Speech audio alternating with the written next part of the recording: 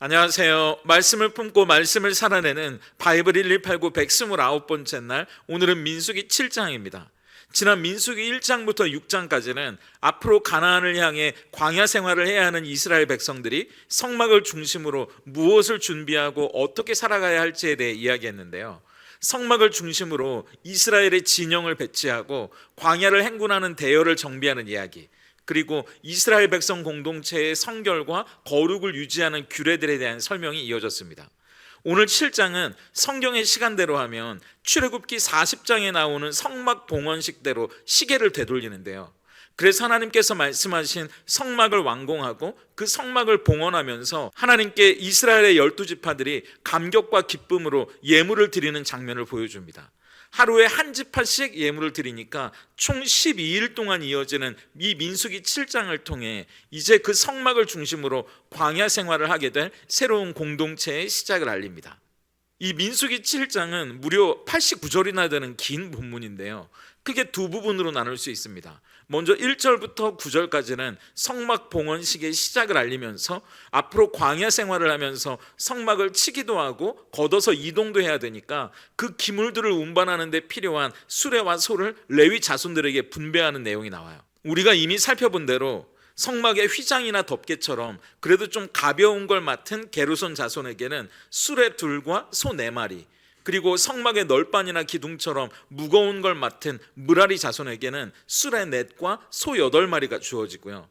거룩한 지성소의 기물을 맡은 고앗 자손에게는 그걸 어깨에 메고 운반하도록 하셨기 때문에 따로 수레나 소가 주어지지 않습니다. 그래도 왜 우리에겐 이것밖에 주지 않느냐고 불평하거나 비교하지 않고 각각 맡겨주신 역할과 책임을 따라 필요를 나누게 되죠. 이어지는 10절부터 89절까지는 굉장히 긴 본문인데요, 그 이유는 이스라엘의 12지파의 지도자들이 하루에 한 지파씩 예물을 바치는 똑같은 내용이 12번이나 반복되기 때문입니다. 거기다가 그들이 바치는 예물까지 똑같거든요. 130세겔 무게의 은쟁반 하나, 70세겔 무게의 은그릇 하나에 각각 소재물로 기름 섞은 고운 가루를 채우고요, 10세겔 무게의 금그릇 하나에는 향을 가득 채웁니다. 그리고 번제물로 드릴 숫소, 순양, 1년 된 어린 순양 각각 한 마리씩, 또 속죄제로 드릴 순염소 한 마리, 화목제로 드릴 소 2마리, 순양 5마리, 순염소 5마리, 1년 된 순양 5마리씩을 똑같이 드리는 거예요. 물론 어떤 지파는 넉넉해서 별 어려움이 없었을지도 모르겠지만 또 어떤 지파는 이 예물을 드리기에 조금 벅차지 않았을까요? 그런데 하나님은 이 똑같은 예물을 통해서 각 지파의 크기나 세력에 상관없이 모두가 동등하게 귀하다는 걸 보여주시고, 또 하나님이 그들의 헌신을 동일하게 받으신다는 의미를 보여주시게 됩니다. 그리고 이 예물들은 율법에 의해서 강제로 드린 게 아니라 각 지파 지도자들이 자원하는 마음에서 드려진 거였거든요. 이렇게 성막이 완공되고 모든 예물의 봉헌이 끝난 뒤 89절에서 모세가 그 회막에 들어가서 하나님과 대면하여 하나님의 말씀을 듣는 장면으로 이 민수기 7장이 마무리됩니다. 이 민수기 7장을 보면서 우리가 확인하는 것은, 첫째, 하나님은 우리의 작은 헌신 하나까지도 다 기억하신다는 사실이에요. 말씀드린 대로 첫날 유다지파가 드린 예물을 시작으로 12지파가 똑같이 예물을 드리게 되는데요, 13절부터 17절까지를 한번 보세요. 그의 헌물은 성소의 세겔로 130세겔 무게의 은반 하나와 70세겔 무게의 은발이 하나라. 이 두 그릇에는 소재물로 기름 섞은 고운 가루를 채웠고, 또 10세겔 무게의 금그릇 하나라. 그것에는 향을 채웠고, 또 번제물로 수송아지 한 마리와 순양 한 마리와 1년 된 어린 순양 한 마리며, 속죄제물로 순염소 한 마리며, 화목제물로 소 2마리와 순양 5마리와 순염소 5마리와 1년 된 어린 순양 5마리라. 이는 암미나답의 아들 나손의 헌물이었더라. 이런 구절들이 지파의 이름만 바뀌면서 12번이나 반복됩니다. 왜 성경은 이렇게 자세하게, 어떻게 보면 지루할 정도로 12지파가 드린 예물의 품목이나 수량을 계속 반복해서 기록하는 걸까요? 그건 하나님께서 우리의 아주 작은 헌신과 섬김 하나까지도 잊어버리지 않고 다 기억하고 계신다는 걸 우리에게 보여주고 싶으신 겁니다. 은쟁반과 은대접에 담긴 고운 가루라는 말의 의미를 찾아보니까요, 이건 그냥 밀가루가 아니라 많은 수고를 들여서 빻고 곱게 빻고 또 빻아서 그걸 또 정성스럽게 채로 몇 번이나 친 고운 가루를 의미한다고 하더라고요. 그러니까 그게 보통 정성이겠습니까? 또 금그릇에 담긴 향은 그 자체로 굉장히 비싸거든요. 그러니까 하나님은 아주 비싼 것에서부터 또 우리의 정성이 담긴 것까지 우리의 보이지 않는 수고나 마음을 다하는 최선을 다 보고 기억하시는 분이라는 것을 우리에게 보여주시는 겁니다.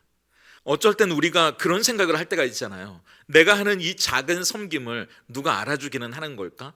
하나님께서 내 짧은 기도를 다 듣고 계시기는 한 걸까? 그런 의심이 들 때가 있거든요. 그런데 오늘 말씀을 보면서 하나님은 우리가 하나님의 이름으로 하는 아주 작은 착한 일 하나, 그리고 이름을 적지 않더라도 하나님께 드리는 작은 물질 하나, 그리고 남들이 알아주지 않는 곳에서 묵묵하게 섬기는 봉사 하나하나를 다 지켜보고 계시는 분이고 그걸 귀하게 여겨주신다고 말씀하시는 거예요. 그리고 오늘 너무 길고 지루하고 반복되지만 그걸 일일이 꼼꼼하게 다 기록하시는 것처럼 하나님의 마음에 다 기억하고 계신다는 걸 보여주시는 거 아니겠습니까? 저도 목회를 하다 보니까 가끔 성도님들이 스스로 뭔가를 더 해야 하는데 못해서 죄송하다는 말씀을 하실 때가 있거든요. 그런데 그 이야기를 들으면 제 마음이 너무 송구한 거예요. 하나님은 우리가 얼마나 많은 걸 드리고 많은 걸 섬기느냐가 아니라 어떤 마음으로 그걸 드리고 섬기느냐를 더 중요하게 보시는 분이기 때문입니다. 바리새인의 많은 재물보다 과부의 2렙돈, 우리 돈으로 하면 1,000원밖에 되지 않는 그 드림을 더 귀하다고 여겨주시는 분이 하나님이시니까요. 그리고 어쩔 땐 내 섬김을 아무도 알아주지 않는다 느껴지실 때도 낙심하실 필요가 없습니다. 하나님은 다 보고 계시고 그걸 기억하신다고 말씀하시니까요. 여러분이 지금까지 살아오면서 선한 마음과 진심으로 하나님께 드리고 섬겼던 모든 수고와 땀을 하나님은 기억하고 계십니다. 그건 의미 없이 땅에 떨어지거나 허공에 흩어지는 게 아니니까 걱정하실 필요가 없어요. 하나님은 여러분이 드린 작은 수고와 섬김과 헌신 위에 그분의 뜻과 방법을 따라 귀한 은혜로 함께 해주실 거예요. 그렇기 때문에 우리가 민수기 7장을 보면서 확인하게 되는 두 번째 사실은 우리의 헌신은 하나님과의 더 깊은 교제로 나아가는 시작이 된다는 사실입니다. 11절부터 88절까지 정말 긴 본문을 통해서 이스라엘의 12지파가 정성껏 예물을 드리는 장면이 쭉 길게 이어지고 이 7장의 마지막은 89절을 우리에게 이렇게 보여주는데요. 모세가 회막에 들어가서 여호와께 말하려 할 때 증거궤 위, 속죄소 위의 2 그룹 사이에서 자기에게 말씀하시는 목소리를 들었으니 여호와께서 그에게 말씀하심이었더라. 이스라엘의 모든 지파의 헌신과 봉헌이 끝난 뒤에 모세는 비로소 성막, 회막 안에 가장 거룩한 곳인 지성소 안에 들어가서 언약궤 위, 속죄소 앞에 말씀하시는 하나님의 음성을 듣게 됐다고 이야기합니다.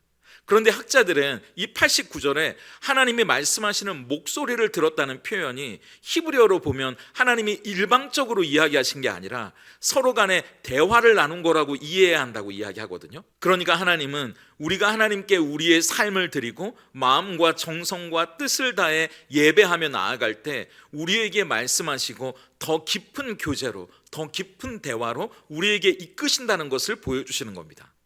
우리도 그렇지 않습니까? 상대가 나에게 진심이면요, 나도 모르게 마음이 열리게 되어 있거든요.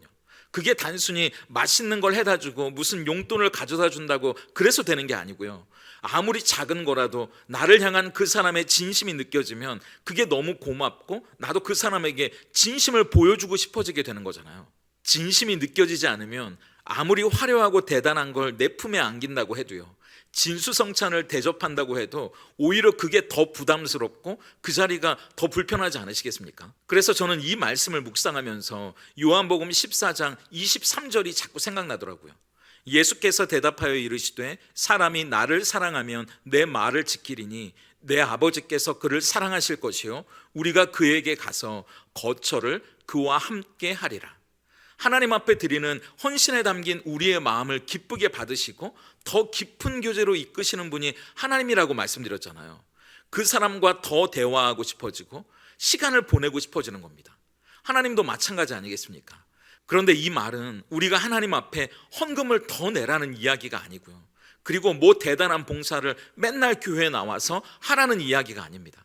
저는 요한복음 14장 23절의 이 말씀이요, 정말 그 사람이 나를 사랑하면 내 말을 지킬 거라는 이 말씀, 그게 지금 우리가 하나님 앞에 드릴 수 있는 최선의 헌신과 섬김이 아닐까 싶어지는 거예요.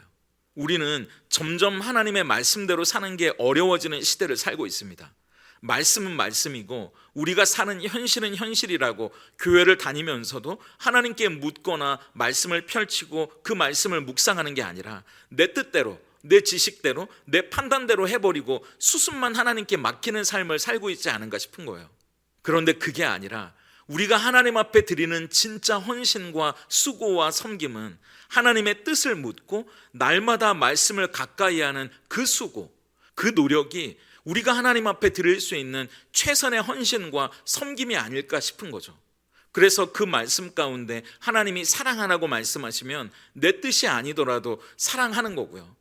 낮아지라고 말씀하시면 참 그게 자존심이 상하는 일이라고 해도 기꺼이 나를 낮추려고 노력하는 겁니다. 그게 하나님 앞에 헌신, 드릴 몸신, 우리의 몸을 드리는 거고 우리의 삶을 드리는 진짜 헌신이 아닐까 싶어지는 거죠. 오늘 민수기 7장을 통해 하나님은 그렇게 우리의 삶에서 하나님께 마음과 정성을 다해 최선으로 그리스도인답게 살아가는 우리의 헌신과 수고를 다 보고 계신다고 말씀하세요. 그리고 그렇게 말씀 앞에 애쓰고 하나님 앞에 나아가려는 사람들의 진심을 보시고 더 깊은 그분과의 대화로, 더 깊은 그분과의 교제로 우리를 이끄신다고 말씀하십니다. 우리에게 찾아오셔서 그 거처를 우리 안에 두신다고 말씀하시잖아요. 이제 우리와 함께 살고 우리와 함께 먹고 우리와 함께 동행하신다고 말씀하십니다. 우리와 더 깊은 대화를 갖기 원하시고 우리와 더 깊은 교제를 하기 원하신다고, 그 거처를 우리와 함께 하신다고 말씀하세요. 이제 광야 생활을 시작하는 이스라엘 백성에게 그 깊은 교제가 없다면 가뜩이나 척박한 땅에 마음까지 척박해지지 않았겠습니까? 우리도 하나님께 드리는 우리의 정성과 최선, 하나님의 말씀대로 살아가려는 수고와 노력, 그 진짜 헌신을 통해 그분과의 더 깊은 교제 속에 그분이 주시는 은혜와 사랑을 경험하며 이 광야와도 같은 인생을 더 행복하고 더 기쁨과 만족이 넘치는 삶으로 바꿔낼 수 있는 우리가 될 수 있다면 참 좋겠습니다. 이번 주는 휴일이 많은 것 같은데요, 또 내일은 현충일이죠. 그러니까 내일은 쉬고 다음 주 월요일에 민수기 8장으로 함께 만나겠습니다. 오늘 바이블 1189 적용입니다. 첫째, 나의 작은 예물 드리기예요. 이스라엘 백성이 하나님께 드렸던 크고 작은 헌신과 섬김의 예물처럼 우리도 하나님 앞에 드릴 수 있는 나만의 작은 예물을 우리의 삶에서 찾아보시면 좋겠습니다. 각자의 삶에 저마다 주시는 감동을 따라 하나님께 드릴 적은 물질이 될 수도 있고요, 작은 섬김이 될 수도 있겠고, 또 하나님 앞에 그동안 하지 못했던 약속의 실천이나 결단이 될 수도 있을 거예요. 그 나만의 예물을 우리의 삶 가운데 기쁨과 자원함으로 하나님 앞에 드릴 수 있다면 좋겠습니다. 그리고 둘째, 하나님과의 10분 대화 갖기예요. 미루지 않고 오늘 하나님과의 10분 대화를 한번 가져보세요. 헌신과 섬김을 통해 하나님은 우리를 더 깊은 교제로, 더 깊은 대화로 이끄신다고 말씀하셨잖아요. 하나님과 가까이 하고자 하는 사람을 하나님도 가까이 하십니다. 일방적으로 우리만 말하는 게 아니라 하나님이 우리에게 들려주시고자 하시는 음성이 무엇인지 귀 기울여 듣는 10분의 대화, 그 10분의 데이트를 한번 장소와 시간을 정해서 하나님과 함께 가져보실 수 있는 오늘이 되면 좋겠습니다. 함께 기도하겠습니다. 우리의 작은 헌신과 섬김까지 귀하게 여겨주시고 그 모든 것을 기억하신다 말씀해 주시는 하나님 감사합니다.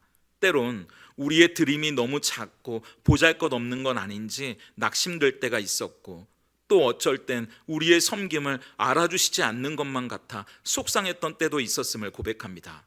하지만 과부의 2렙돈을 귀하게 보셨던 하나님이 오늘 우리가 드렸지만 잊었던 순간까지 기억하고 계심을 신뢰합니다. 그러므로 이름 없이 빛도 없이 섬기는 모든 자들을 저 천국에서 해와 같이 빛나게 하실 분이 하나님이심을 아오니 우리의 섬김과 헌신이 기쁨과 자원함으로 이어지게 하시고 하나님의 은혜를 더 깊이 경험하는 통로가 되게 하시옵소서. 하나님이 우리를 귀하게 여겨주시고 대화와 교제의 자리로 초대해 주신다면 그것이 얼마나 우리에게 영광스러운 일이 되겠습니까? 모세를 회막으로 불러주시듯 우리도 그 깊은 교제로 불러주시는 은혜를 얻기 원하오니 하나님을 향해 마음과 뜻과 정성을 다하게 하시고 하나님의 말씀을 사모하며 그 말씀대로 살아가기를 애쓰는 우리들 되게 하셔서 우리의 일상이 하나님과 동행하는 거룩한 회막 되게 하시옵소서. 예수님의 이름으로 기도드립니다. 아멘.